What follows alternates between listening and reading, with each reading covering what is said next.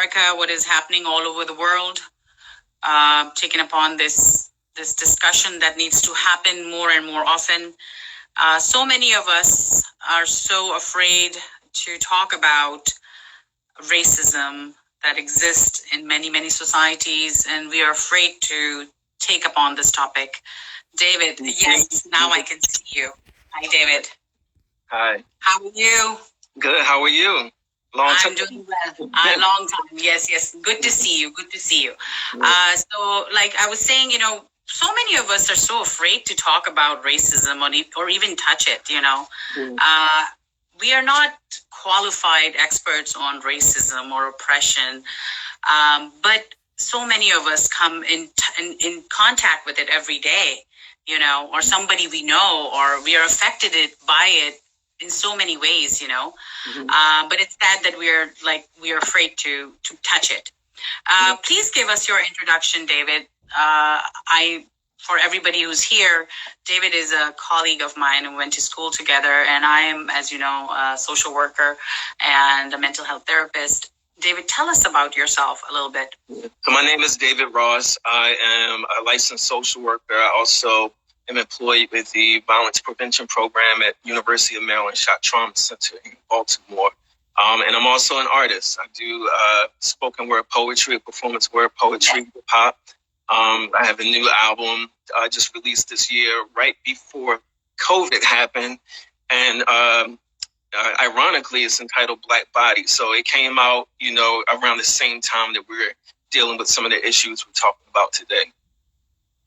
Well, how this just the right time for that to come out. And what is this album of yours, Black Body? What does it entail? What is it talking about?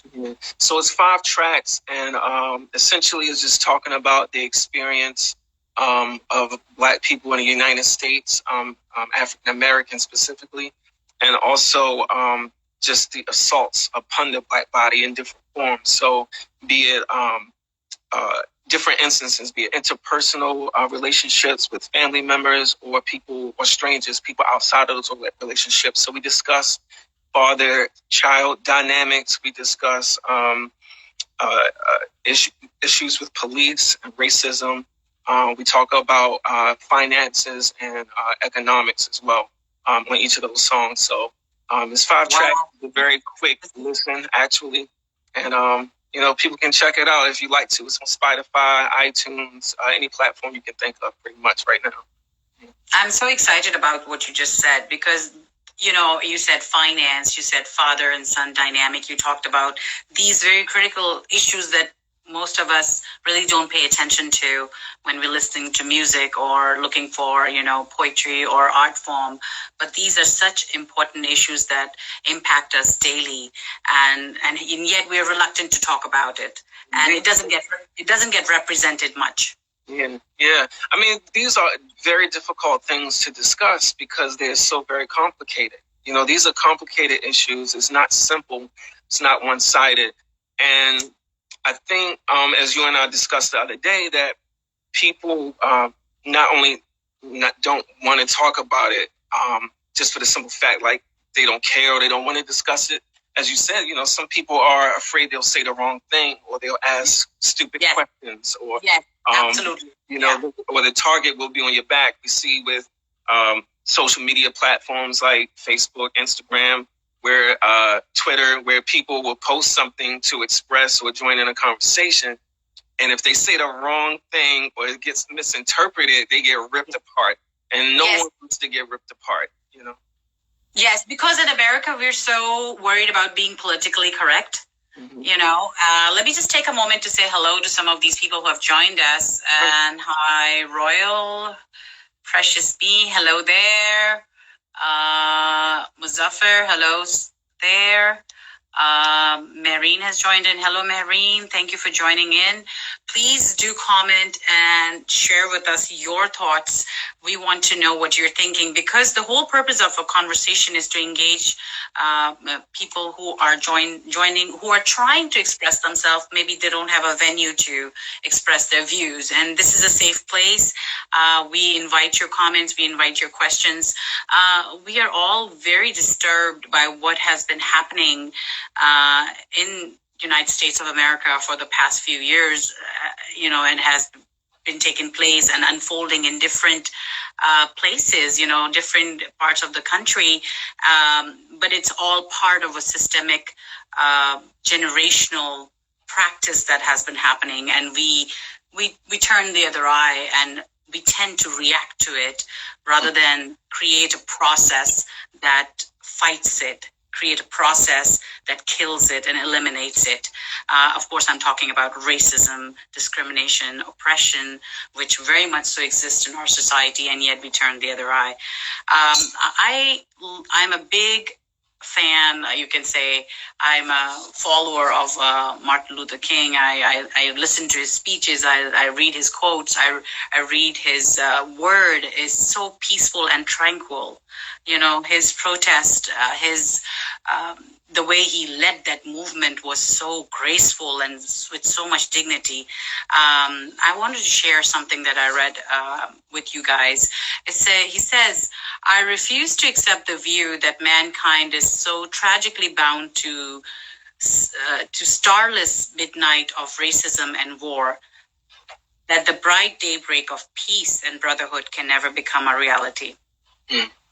I believe that unarmed truth and unconditional love will have the final word." So he's basically referring to peaceful protest is what he's referring to. So what happened, as we all know, what happened on May 25th was a tragedy, in fact. Infringement of so many rights, basic human rights to just breathe, to take a breath. If you think about it, it's unfathomable that you take away somebody's right to breathe. His color of his skin comes afterwards. Was he right or wrong comes afterwards. That was something that he should have been given the due process to determine that. But to take away somebody's right to breathe, it's just I can't put a name on it. Yeah. So what do you think, David, about that? Man, again, it's very complex. So I'm 41 years old. Okay, March 3rd of 1991 was one of the very first video recordings of that we got a chance to witness of what police brutality looks like, physical brutality. And that was when Rodney King was beaten by several Los Angeles cops. Yes. And I was in the 6th grade at that time. And I watched that video. I don't recall discussing it with my parents, but it was one of those things that you just come to know as a Black person, and to see that not much happened to them. You get the idea, like, is this my role in society? Is this who I am? Is this what I'm relegated to when there's no punishment for such a brutal, senseless beating like that? And so then there's an uprising that occurs in LA after that, the LA riots, which they call them. Right. I don't like the word riot. It's not a riot. It's an uprising, because for it to reach that point where things boil over and people say, we're not taking this anymore. This is not about people just deciding one day, hey, let's go tear some stuff up. You know what I'm saying? That's not what happened. This is a response to, we don't know what else to do. And you have these emotions and they have to come out. You have to release them. And you feel like your hands are tied. You feel like your voice is muted. And it's kind of like water or air. At first crack, opportunity to escape and continue to flow, it's going to do that. And so I experienced that as one of my first instances in my lifetime of seeing police brutality take place. Now, we look at today, George Floyd, and people might wonder, like, oh, this is an atrocity. This is terrible. To be honest with you, I didn't know about George Floyd probably until much later when everyone else found out, because I unplugged myself from... Yes. We all have to do that time and time again, And David, please do read the comments also. Whoever is joining in and they have their opinions, we want to include that in our program too. Thanks for listening. Thank you for having me on. Absolutely. No, like, and we went to school together, and we could talk about our experience there in a whole another subject conversation. But to know that was your memory of as a sixth grader, for you as a black man to perhaps relate yourself to that young man who was receiving the beating, Rodney King, and to see a shadow of him perhaps and relate to that is something to really ponder upon. Please, why don't you read some of these comments that people are posting? Like Lit is saying, Dr. King operated out of high vibrations. Okay. And Precious is saying it is a cry of hopelessness, I believe. Protest is a cry of hopelessness. And she is saying, why don't you read the next one? What is Precious saying? She says, I agree. What we have seen and are seeing now are the reactions of the oppressed. So, yes. And one thing I would like to add is Martin Luther King is saying, a riot is the language of the unheard.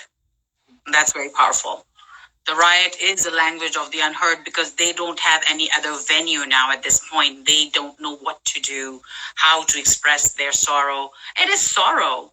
It is anger. It is knowing that you're not safe at any time. I can't imagine living like this, feeling that way on a daily basis. Yeah, but this is much, I would like to just say, and even if Martin Luther King used this word, I would like to say a riot is much different. We're talking about an uprising of a people. Yes. And a riot to me, in my definition, Webster might say something different, but in my opinion, a riot is a senseless, animalistic kind of thing where you have to bring something under control, something wild and untamed. Yes. This is very much of a response, and it's an uprising to something that has been occurring over a very long period of time. So I mentioned Rodney King for the purpose of saying just in this year alone, 2020, and we're just breaking through June.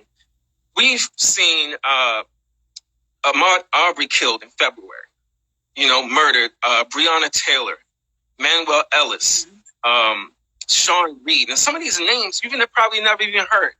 To be honest, I found out about Sean Reed today, and he was killed in early March. So this is a very long history that we have to consider. And throughout these periods of time, an uprising occurs. If you just look through history, you'll see when uprisings occur and then things die down and we try to get on with life. But it happens again because there's something fundamentally wrong that we're not correcting or we're not looking at or really putting under a microscope that's troubling our society.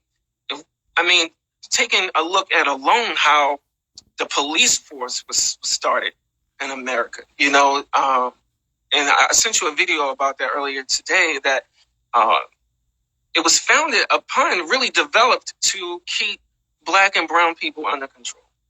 Mm-hmm. And so the history with that in itself is very complex, and how even white people were, I would even say, traumatized themselves, many of them, by force in some cases, enforce this. It was a civic duty for white men to keep Black people under control, be it, being overseers or,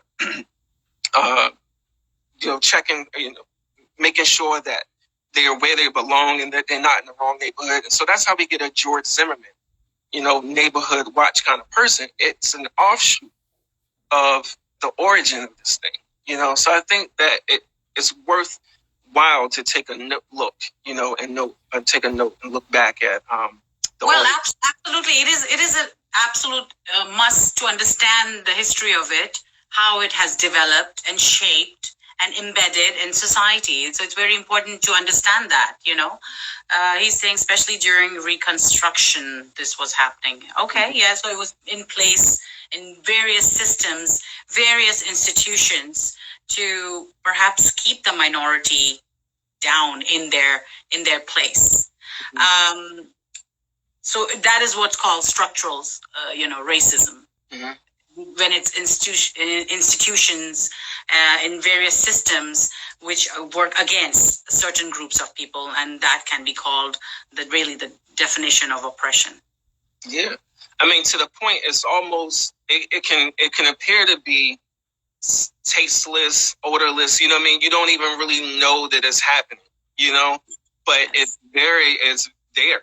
You know, and it's embedded in our society. So it happens has happened so much, and it's so ingrained that we don't even realize, like, oh, this is racism, because we look at racism more when we're talking about, people recognize racism in the other form, which is interpersonal or mediated, where it's a individual versus individual. Oh, he called me an N-word. That's racism.